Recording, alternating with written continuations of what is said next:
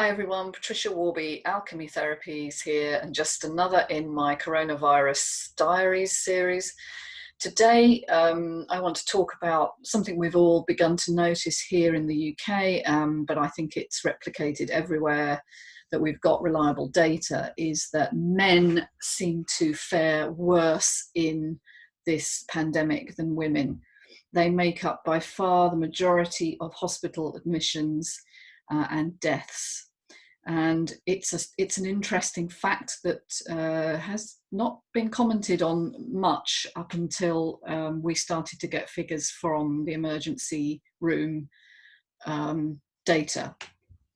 And I've been looking into this to see why that might be, and also to give us a bit of a perspective on what happens when you contract a virus, and that it isn't the same in everyone, basically. There's been a lot of talk about it's a leveler, it doesn't discriminate. And that's a very interesting point, because actually the virus is more likely to attack a weakened immune system. Now, is that a discrimination, or is it that the body isn't strong enough, to withstand the infection and it overreacts? So I would claim, in fact, that the virus isn't the same in everybody, and it isn't a leveler in that sense. It is responding to the environment of the body and how well your immune system, how healthy your immune system is. And so one of the points I've covered about vitamin D in other videos, and dark-skinned people are also predominantly more affected and more infected, in fact, because their immune systems can't counter the virus as well. But in this one, I'm going to look at gender. So men are worse affected. And why could this be? Various theories are around. The first one would be, if you understand that the X chromosome, of which women have two, is predominantly has some protective genes on it for your immune system. And particularly, there are some genes that encode for the protein that senses for viruses in the body. So women have two X's, men have X and Y. And so they only have half the number of relevant genes for, first of all, detecting the virus in the body, number one. Number two, testosterone, which men tend to have more of. Women do have a small amount, but obviously men have more, is a natural immunosuppressant. In other words, it reduces the ability of your immune system to attack pathogens, which are bacteria, viruses, parasites like worms, and so on. Now, there's a big question over why that would be, and there's been some research at Cambridge University on this, which I'll put the link down below, actually, for the Radio 4 program about this. But it was basically saying that nature tries to preserve women. Now, don't jump down my throat here. I know that might sound a bit odd, but men can produce, they can reproduce, let's say, throughout their lifespan, practically. So they can produce viable offspring, but women are born with all the eggs they'll ever have. And so you've got to keep a woman alive if you want her to reproduce. And if you look at the sort of theory that we're all trying to pass on our genes before we die, that's kind of the survival of the fittest idea. Women are therefore given perhaps a better immune system in order to keep them alive longer. That's a theory. Don't know about the truth of that. I'm just putting out some of the ideas that women are conserved, if you like, and men are more expendable in terms of genetics. The other thing, of course, is behavioural. So men drink more, smoke more, don't wash their hands as much. I'm sure a lot of men out there are now learning they need to wash their hands a lot more. But given when you've been to the bathroom, you need to wash your hands. And I've seen examples of both men and women who, don't. But men, it seems to be more likely they don't wash their hands. So that could be an issue. Lack of sleep is another really big one. And a lot of men perhaps are getting up and having to get out to work. Perhaps they're very stressed. I mean, women are stressed too, but it seems that men and insomnia tend to go together. So it could be lack of sleep, which is a very important time in your detoxification and your repair system. So when you're asleep and your cognitive brain, your thinking brain is switched off, your back brain is able to keep your heart pumping and your liver filtering and your kidneys, also filtering out toxins from your body. Even your brain actually has a lymphatic system called the lymphatics, and the cells actually shrink to allow more space in the brain, and the fluid drains through and down in your neck and into your chest area, into the lymph drainage channels here in the thoracic cavity. So detoxification largely occurs at night through the brain, through the liver, through the kidneys and so on.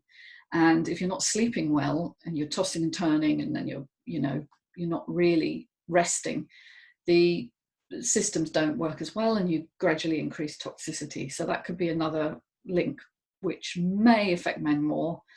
Men have bigger brains, by the way. They have bigger organs generally, about a third bigger on average. And so there's probably more work to do for their systems. So that could be part of it.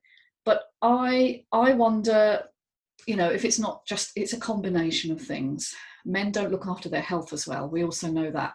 Health-seeking behaviour tends to be mostly women. And most of the talks I do are attended by women in the audience. Most of my clients are female, probably about 2/3 female to 1/3 men. Health seekers tend to be women. We tend to be much more aware of our bodies because basically we're much more reminded. We about hit puberty and our bodies start our periods, and we're aware of every month we have a menstrual cycle. So it's something that I've noticed in my business, is that women will tend to be the ones looking for how to improve their health. Men also, it's been noted in the press, are reluctant to contact health providers. So they feel ill, they get the first signs of the virus. We can look at our own Prime Minister for this. A great example, he's 55, gets the virus, self-isolates as he's advising everybody else, correct, then carries on working, not correct. Okay, I mean, I know he's Prime Minister, so there's a lot of pressure to keep working, but basically your immune system needs all the energy it can get at that point to help fight what's going on and help keep everything in balance, because it's not just the virus that's coming in, it's the environment it meets in your system. Now, so his stress level is probably quite high. That takes away a lot of the energy that's needed for immunity. He seems to be managing it. But by the end of the first week, he's admitted to hospital, because basically then the second phase of the infection is starting. It doesn't happen in everyone. Most people just get a sore throat, or they get a slight cough, or they may not even be aware of it. They're asymptomatic entirely. It's the second phase where the virus moves from being in the esophagus and the sort of nasal passages and all the mucous membranes, where it then transfers down into the lungs, and that's where the secondary infection often comes in, and it can be very damaging. And so that's what happened to him. And of course, being Prime Minister, he's very valuable, and so he's taken to hospital very quickly, and within a day is put into intensive care, because they know by now that it can progress really, really quickly from this first stage infection to the second stage in the lung, where it starts to cause absolute havoc with the mucous membranes inside the lung, and the lungs fill up with fluid. And when that happens, you get hypoxic. You can't transfer oxygen to the tissues, and you get organ failure and sepsis. So they know by now that this can happen within a matter of an hour or two. And so he's taken in, and luckily he's come out again, and he's in hospital but not in intensive care. So it looks like his infection is now on the wane. But what we're noticing with men generally is that they're very reluctant to say, I'm really worried, I'm really panicking, I need to go to hospital because something is really, really wrong. And it's often their women friends or partners who are saying, oh, you need to go, I'm going to call the ambulance or I'm going to drive you there. And so this health-seeking behaviour is different in men and women, and men will often wait until they're much further down the line. And you could say that's to do with anxiety. There's a different form of anxiety in men. Women tend to be much more hyper-aware of their environment, internal and external. Our brains are different. We're much more geared towards social, environmental cues because we're more collaborative in general. Men are more competitive in their outlook. And so they, when they get something that isn't right, they tend to think, am I being weak by admitting that actually I'm scared or I need to get help here. So it's the same thing as, you know, that old joke that men will never ask directions when they're lost. It's the same behaviour. So there's that going on as well. And there may also be a final factor, and I may have missed some out here, but these are the ones I found. The final factor might be that the majority of men are doing indoor jobs, office jobs, with no access to the outside light, vitamin D, sunlight. Vitamin D is the most powerful pro-hormone. It's not even a vitamin. It was named before they understood that it was made in the skin, because the definition of a vitamin is that you can't make it yourself. You need it from something external, usually food. So it's not even a vitamin, but we've called it vitamin D. We have to keep calling it vitamin D now. But it's made in the skin as a reaction to sunlight, and it is the most powerful antiviral, antibacterial, anti-cancer, immune regulator. It's found in virtually all the tissues of the body. Most cells have a vitamin D receptor, and in particular immune cells. So lack of sunlight may be a big factor. Women, on the other hand, tend to do part-time jobs. Part-time jobs usually because they are looking after children, and they need the flexibility of that, but it means they're getting out and about a little bit more, perhaps accessing more sunlight as well. So those are just a few of the factors that I've come across. No doubt you'll have some theories too. But I'm doing a lot of reading, a lot of research into this, because I think we need to know what's going on, and we need to not be fearful. We need to look after our bodies instead of just locking down and passively waiting to get infected, which is what the mass media are sort of fear-mongering us to do, you know, just lock down and be afraid. Actually, if you notice that different people have a different response to this virus, some people sail through it in 3 days, some people don't even know they've had it. I'm sure there's probably over 1 million people in the UK who've had it and don't even know. And there's no way of telling at the moment because the antibody test isn't produced, or it is, but it wasn't reliable apparently. So we don't know, but what we do know is there's a variation, and that means it's the environment that the virus meets. It's not just the same in everyone. This is the misunderstanding of modern medicine. You know, you're diabetic, it's the same for everybody. You get the same treatment and it's the same cause. That's not how natural medicine sees it.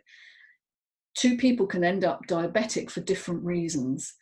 And, you know, for one, it may be a metabolic malfunction. For another, it could be an immune issue. There are so many reasons why certain diseases, it's a systems approach. We need to look at the body as a system and not as a series of malfunctioning independent organs. So anyway, I've raised a lot here. Short video, I wanted to keep it short, but that's why I believe men are not taking enough care of themselves. And we need to really highlight that don't be afraid, but do take action. You know, start to look at your stress levels, get out into sunlight, take supplements if you need to. And most people do in the UK. Most people are vitamin D deficient for a start, hugely so. I think I've mentioned, I might not have done, but when I went and had a vitamin D test, mine was about 29 nanograms per milliliter, I think it is. And the test came back from my GP, and they just rang me up and they said, you're normal. And I said, oh, good. But what's my result? And she said, oh, you want to know the result? Yes, please. 29. I said, that's not good. I should be between 40 and 60 nanograms per milliliter to be really, really healthy, optimal. Well, they don't agree with that. They think that's too much. You don't need that. The standard view is that, you know, anything over 20 is okay. Well, it's not. It's suboptimal. And if you imagine we were born to not wear clothes and to be out in daylight most of the time, you can see how this has developed. And this idea that a low level is okay is based on a suboptimal deficient population.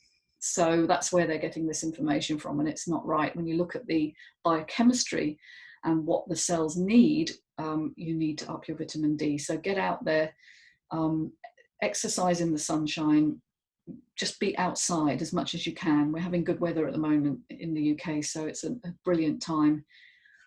And try not to just accept this fear that, you know, the virus is out there to get you. Viruses are around all the time. We ourselves have over 300 trillion, it's estimated, viruses in our system, in what's called the virome, or it's part of the microbiome in our guts and in our mucous membranes and on our skin. So viruses aren't the enemy. What is the enemy is a poor immune system, and most of us are not looking after ourselves and optimizing our immunity.